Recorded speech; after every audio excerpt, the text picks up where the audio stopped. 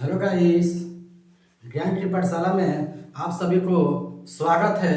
ज्ञान की पाठशाला जिसमें रेगुलर क्लासेस चलती है, इसमें कक्षा 5 गणित ज्ञान जो एनसीईआरटी यूपी बोर्ड में का रेगुलर पढ़ाया जाता है। जिन भी भाई बहनों को ये क्लास देखना हो तो यूट्यूब चैनल पे जाकर सर्च मारिएगा ज्ञान की पाठशाला भाई सरवन सर। उसमें एकदम प्लेलिस्ट बनी हुई है, एकदम चैप्टर वाइज उसमें दिया हुआ है। यदि क्लास अच्छा लगता है तो अपने दोस्तों से शेयर करिए और चैनल को सब्सक्राइब भी करिए। आइए इस कड़ी में हम लोग इस अब देखते हैं। आज का हमारा ये चल रहा था हमारा अध्याय 5, जिसमें ये लघुत्तम समापवर्त और महत्तम समापवर्तक चल रहा था, जिसमें का अभ्यास हम लोग कर रहे थे। कल का वीडियो हमारा प्रश्न नंबर 1 और प्रश्न नंबर 2 सॉल्व हुआ था भाग 2 में। आज हमारा भाग 3 रहेगा। भाग 3 में हमारा 3 से हम लोग शुरू करते हैं। देखिए इसमें दिया है एक लाल रिबन की लंबाई 30 सेंटीमीटर है और सफेद रिबन की लंबाई 42 सेंटीमीटर है। उस बड़े से बड़े टुकड़े की लंबाई बताओ जिसमें दोनों रिबन पूरा पूरा काटा जा सके। देखिए आप लोग को पिछले वीडियो में ही हम बताए थे, जो फर्स्ट हमारा भाग था उसमें हम बताए थे कि जहां भी बड़े से बड़े पूछे तो वहां हमें क्या निकालना पड़ता है, महत्तम समापवर्तक यानी मस। आइए इसको देखते हैं हम। देखिए पहला दिया हमारा लाल रिबन की लंबाई, यहां पर लिखेंगे प्रश्नानुसार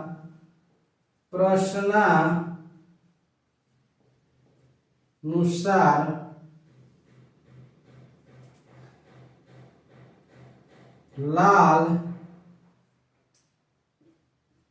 रिबन की लंबाई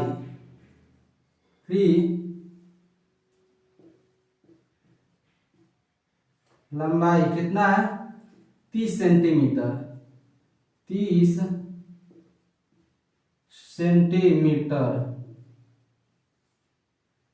सेंटीमीटर। और दिया इसमें सफेद रिबन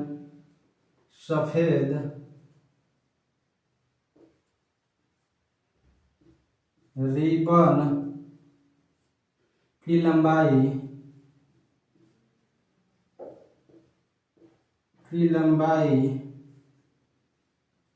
42 सेंटीमीटर।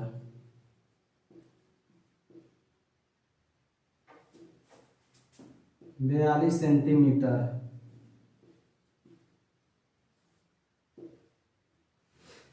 सेंटीमीटर। और पूछ रहा है उससे बड़े से बड़े टुकड़े की लंबाई बताओ जिसमें दोनों रिबन पूरा पूरा काटा जा सके। देखिए पहले हम 2 विधि बताए थे। एक बताए थे गुणनखंड विधि, एक बताए थे हम भाग विधि। तो पहले देखिए इसको हम गुणनखंड विधि से करते हैं। यहाँ पे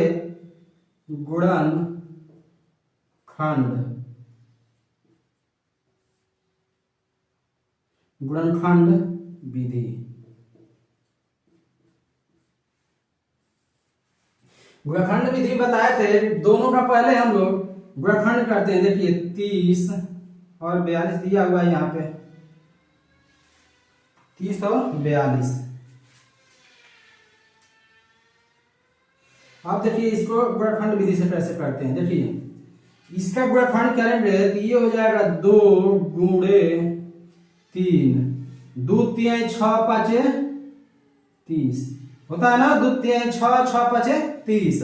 अब देखिए ये होता है 2 गुणे 3, 2 3 6 6 7 42, 6 7 42।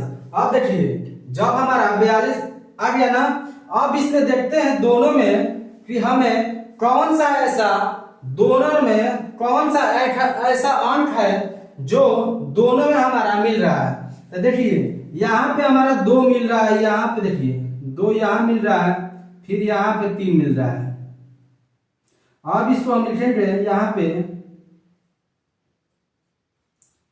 2 गुणे 3 = 6।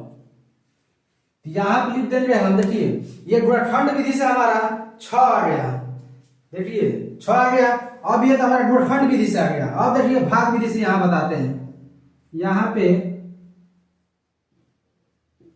भाग विधि, भाग विधि से देखिए बताए थे आप लोगों को कि जो छोटा रहता है और जो बड़ा रहता है, तो छोटा वाले से भाग हम बड़े वाले में देते हैं। तो देखिए यहाँ पे ये हो गया हमारा 42 दिया है। यहाँ पे इससे देना है 30 से भाग। तो जब 30 से भाग देंगे तो ये जाएगा एक बार में, तो यहाँ पे हम लिख देंगे 30। अब घटा दीजिए यहाँ पे। देखिए यहां से जब घटाएंगे तो ये हो जाएगा 2, यहाँ पे 4 में से 3 गया 1 आ गया। अब देखिए जो हमारा शेष बचता है, तो जो हमारा शेष बचता है वो इस वाले संख्या में फिर हम भाग देते हैं। तो यहाँ पे फिर 30 लिख देंगे। तो जब हम 12 से भाग देंगे 30 में, तो ये जाएगा 2 बार। कितने बार? 2 बार। तो ये हो जाएगा 12 दूनी 24। अब देखिए यहां से खांसी दे रहे थे, ये 10 हो गया। 10 में से 4 गया 6, यहाँ 2 से 2 गया 0, यानी कट गया। अब देखिए फिर इस वाले संख्या में 6 से हम भाग देंगे। जब तक कटता नहीं है तब तक इसको भाग देते हैं हम। अब देखिए 6 दूनी के 12 कट गया। अब देखिए इसका भी एलसीएम कितना है, यानी मात्रा कितना आ गया? HCF कितना आ गया? 6। इसका भी आया था HCF कितना आया था? 6। देखिए या तो भाग विधि से करिए या तो खंड विधि से करिए, किसी भी तरह के आप करेंगे उसको तो ये हमारा आंसर आ जाएगा। तो यहां पे हम लिख सकते हैं, यहां पे देखिए उस बड़े से बड़े पूछ रहा है टुकड़े पे लंबाई कितना हो, जिसमें दोनों रिबन पूरा पूरा काटा जा सकता है। ये हमारा 6 हो जाएगा। 6 जो है ये हमारा आंसर हो जाएगा। 6 ही है जो बड़े से बड़े रिबन को दोनों को हम लोग काट सकते हैं। देखिए चाहे इस विधि से करिए, ये भी हमारा आंसर है, चाहे पूरा खंड विधि से करिए, अच्छा है ये भाग विधि से करिए। इसी को बोलते हैं हम मसा। क्या बोलते हैं इसको? मसा। HCF। अब देखिए अब आते हैं, यदि किसी प्रकार का कोई डाउट होता है कमेंट करिएगा, फिर उसे समझाने का प्रयास करेंगे। इसी कड़ी में आते हैं प्रश्न नंबर 4 को। प्रश्न नंबर 4 को हम देखते हैं कि इसमें क्या पूछ रहा है। देखिए इसमें दिया है 80 और 90 को पूरा पूरा विभाजित करने वाली सबसे बड़ी संख्या बताओ। सबसे बड़ी संख्या बताओ। तो देखिए आप ऐसे भी इसको हल कर सकते हैं कि वो बड़ी से बड़ी कौन सी संख्या है जो दोनों को विभाजित कर सकती है। तो देखिए इसको आइए सॉल्व करते हैं हम प्रश्नानुसार।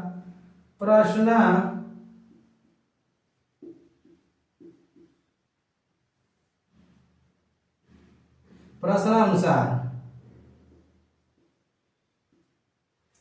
80 और 90,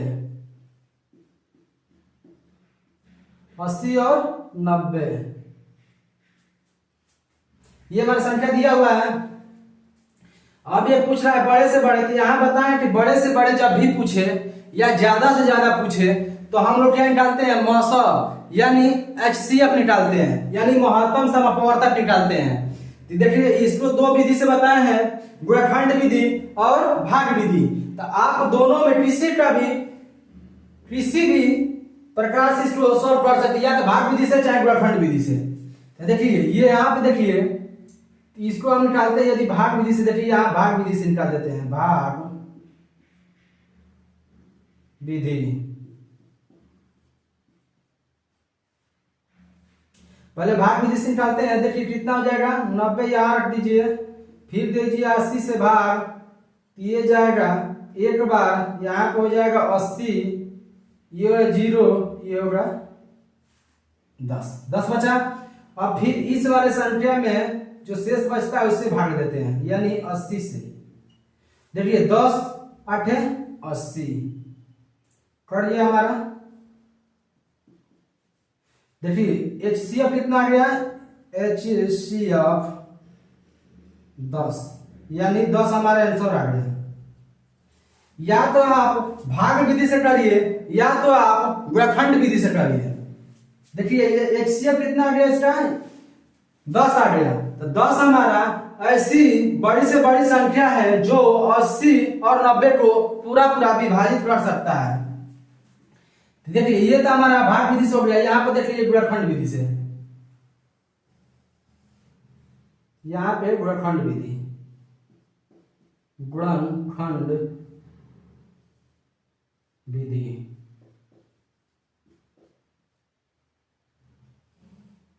गुणनखंड विधि देखिए यहाँ पे पहले दिया हमारा 80 और 90 दिया है। अब इसको गुणा करिए। देखिए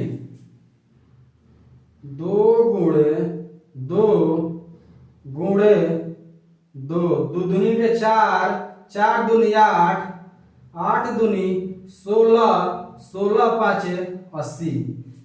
फिर आइए 90 पे, ये हो जाएगा 2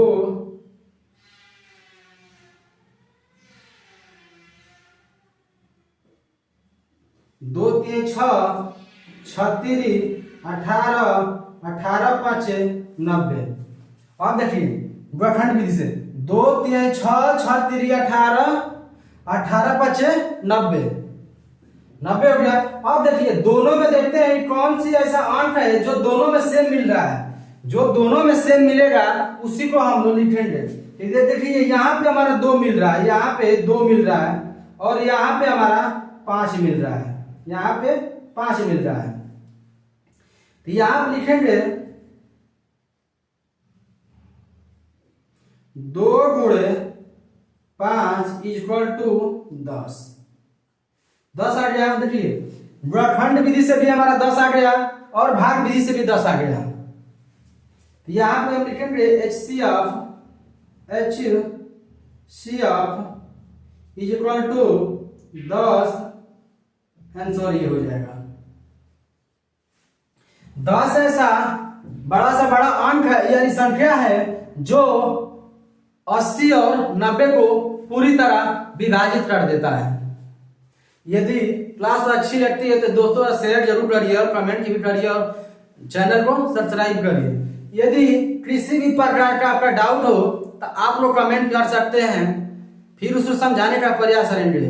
इसी कड़ी में अपने इस वीडियो को यहीं विराम देते हुए क्लास को समाप्त करते हैं।